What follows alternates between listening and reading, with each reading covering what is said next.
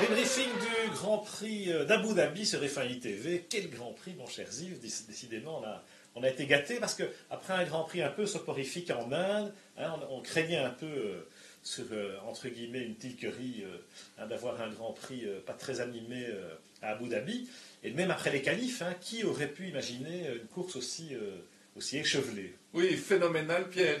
Moi, j'en suis toujours pas revenu. Je n'ai plus d'ongles, j'ai mordu mes ongles du début à la fin de la course. On a été gâtés au niveau spectacle, au niveau tension. On a un magnifique vainqueur en Kimi Raikkonen. C'est vrai qu'on peut parler de beaucoup de choses dans ce Grand Prix, mais la victoire de Kimi quand même. Hein, alors c'est vrai que depuis un certain temps, au milieu de la saison, on s'est dit Lotus, ils vont en gagner une, quoi. Ils ont une bonne auto. Quand on a vu comment ils arrivaient à gérer les Pirelli, notamment quand il faisait très chaud, on se souvient de podium. Hein, il y a eu Montréal, il y a eu Budapest. On se dit bon, ils vont finir par en gagner une, quoi. Et puis, depuis la rentrée estivale, hein, après la pause estivale, le Spa, Monza, etc., on s'est rendu compte que les Lotus rentraient dans le rang.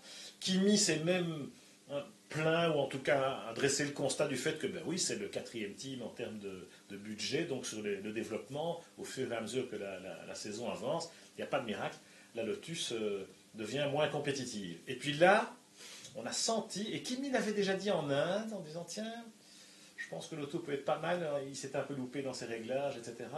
Mais en course, il n'était pas mécontent, et du coup, voilà, Abu Dhabi, il sort vraiment un lapin de son chapeau. C'est vrai qu'on commençait un tout petit peu à désespérer pour Lotus parce qu'il rentrait dans le rang.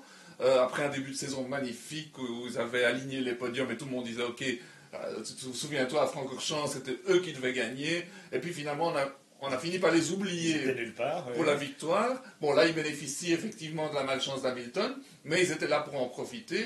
Kimi fait une magnifique course et ça doit faire du bien à la petite bande Enstone. Cette victoire vient à point.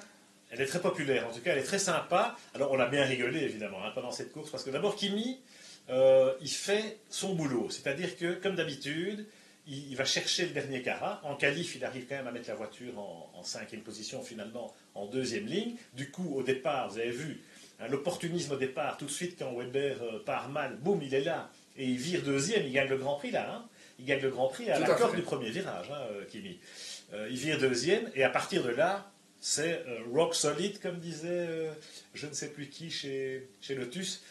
Évidemment, il ne bouge plus un cil, et jusqu'au bout, il fait son boulot, et il va chercher, il va vraiment extraire le maximum de la voiture, avec quelques conversations radio assez marrantes. Oui, là où il nous dit « Foutez-moi la pelle, laissez-moi faire mon boulot, je sais exactement ce que je dois faire ». Et ça, c'était hilarant, parce qu'en général, les pilotes sont tellement formatés qu'ils n'oseraient pas dire ça, mais bon, c'est Kimi tout craché. Et puis, on nous expliquait aussi que, et ça, c'était vraiment très intéressant, que Kimi, bon, il a un talent phénoménal, un talent naturel, il rentre dans la voiture, il fait des temps extraordinaires. Pour le reste, il ne faut pas lui demander grand-chose. En général, il dort au fond de son stand.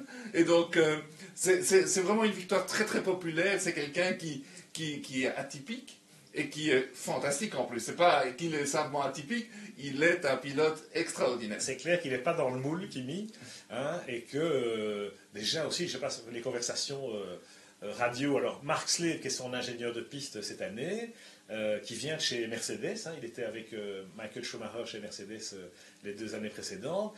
Schumacher, c'est quelqu'un, il y a un dialogue permanent pendant la course à la radio. Un ingénieur doit donner un maximum d'infos tout le temps, etc.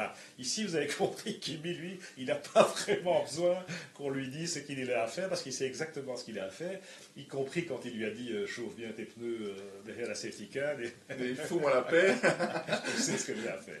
Assez marrant. Et puis même sur l'interview du podium après course, hein, on voit que même s'il n'est pas mort de rire, parce que c'est pas le genre de la maison, hein, il y a quand même un peu d'humour anglais ou écossais avec Coulthard. Hein. Et là, c'est vraiment Iceman disant oui, moi j'ai pas d'émotion particulière. C'est vrai qu'on a gagné et c'est bien pour l'équipe, mais moi, bon, c'est vrai, c'est une victoire de plus. Moi, ce que je souligne, c'est bien, c'est pour l'équipe à Boulier.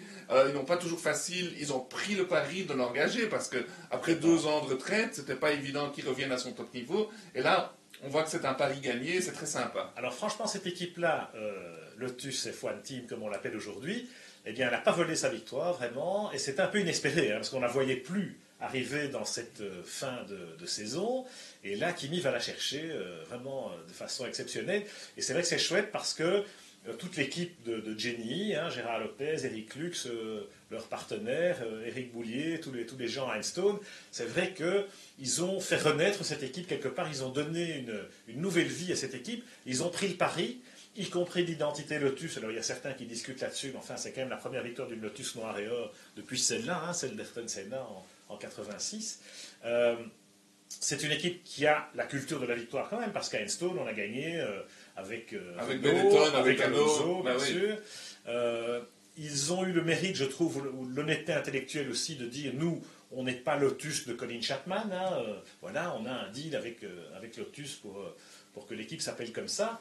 Hein, ils ont fêté le 500e Grand Prix à Monaco, mais ce n'était pas le 500e Grand Prix du Team Lotus, c'était bien le 500e Grand Prix du team qu'ils appellent le Team Enstone, entre guillemets, hein, qui était né Tollman d'abord, Benetton ensuite, et puis Renault et enfin Lotus. Mais moi finalement, bon, je me suis habitué des Lotus noirs et or, c'est vrai qu'il n'y a pas l'affiliation directe, mais maintenant je ne trouve pas que ce soit usurpé, je trouve que ça leur va bien. Et maintenant on a cette victoire là et je crois qu'il y a vraiment beaucoup de gens qui s'en réjouissent. Il manque plus que effectivement Lotus, la marque Lotus, la marque de voiture, eh bien qu'elle soit sauvée aussi ou qu'elle rencontre la même réussite. Parce que le team Lotus, on disait il est peut-être à vendre. Gérard Lopez hésite un peu parce qu'il se rend compte qu'effectivement il est à un stade où il faut mettre beaucoup plus d'argent pour aller chercher les trois premiers.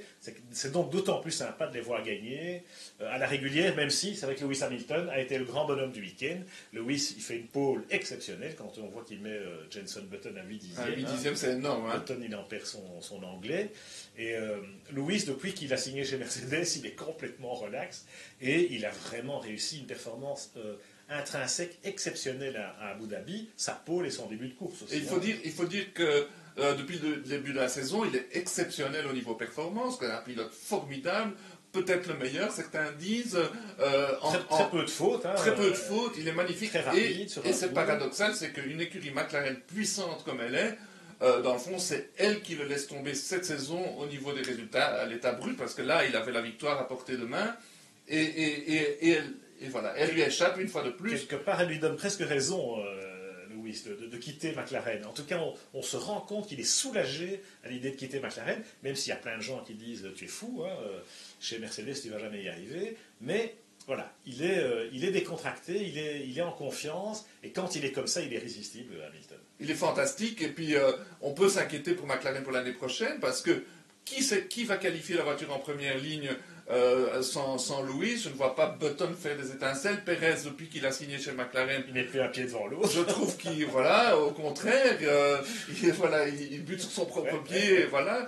Et donc, c'est un peu inquiétant pour McLaren. On a l'impression qu'ils seront déforcés l'année prochaine et que, bon, peut-être que le pari de Lewis aura été le bon d'aller chez Mercedes. On verra, ça prendra sans doute un peu de temps. En tout cas, super perf de Lewis Hamilton, et puis très belle victoire de Kimi Raikkonen et de la Lotus. C'est ce qu'on voulait dire pour commencer ce débriefing sur F1 ITV, parce que voilà, honneur aux gagnants, aux plus performants. Alors évidemment, l'enjeu de ce Grand Prix, ça a été une intensité folle avec ce qui est arrivé à Sébastien Vettel, avec la course de Fernando Alonso, avec la remontée de Vettel, plus tous les incidents. Donc on va y revenir dès demain sur F1 ITV. Avec plaisir.